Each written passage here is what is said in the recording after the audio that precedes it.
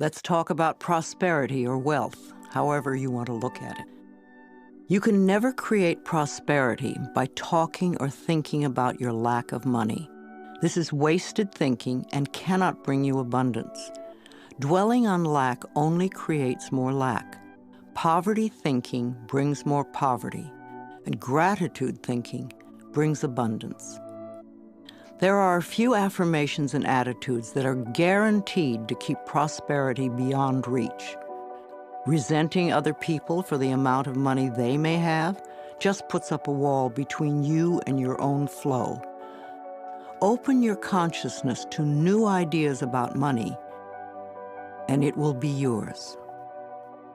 There is never enough money. Now that is a terrible affirmation to use. Also the one, money goes out faster than it comes in. This is poverty thinking of the worst kind. The universe can only respond to what you believe about yourself and about life. Examine whatever negative thoughts you have about money, and then decide to release them and let them go. They have not served you well in the past and will not serve you well in the future. You can buy an occasional lottery ticket for fun, but do not put a lot of attention into winning the lottery and think it will solve your problems.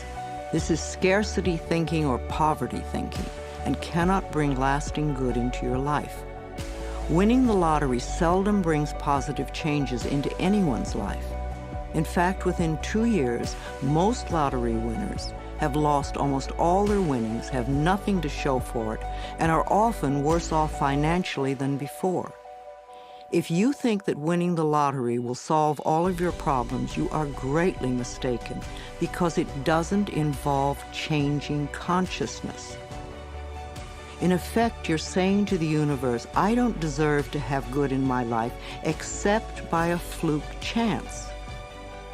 If you would only change your consciousness, your thinking, to allow the abundance of the universe to flow through your experience, you could have all the things you think the lottery can bring you. And you'd be able to keep them because they would be yours by right of consciousness. Affirming, declaring, deserving, and allowing are the steps to demonstrating riches far greater than you could ever win in a lottery. Another thing that can keep you from prospering is being dishonest. Whatever you give out in life comes back to you, always. And if you take from life, then life will take from you. It is that simple. You may feel that you don't steal, but are you counting the paper clips and stamps you may take from the office? Or are you a person who steals time, or robs others of respect, or perhaps steals relationships? All these things count and are a way of saying to the universe, I don't really deserve the good in life. I have to sneak around and take it. So become aware of the beliefs that may be blocking the flow of money in your life, and then change those beliefs and begin to create new, abundant thinking. Even if no one else in your family has done this, you can open your mind to the concept of money flowing into your life. If we want to prosper, then we must use prosperity thinking. I have 2 prosperity affirmations I've used for many years, and they work well for me. They'll also work for you. 1, my income is constantly increasing. And 2, I prosper wherever I turn. I had very little money when I started using them, but consistent practice has made them come true for me. You know, for a long time, I've believed that business is a place where we bless and prosper each other. I've never understood the concept of cutthroat business, where you try to cheat and put one over on the other person. That doesn't sound like a joyous way to live. There is so much abundance in this world if we would but just share it. At Hay House, my publishing firm, we have always been honest, honorable, we live up to our word, we do our work well, and treat others with respect and generosity.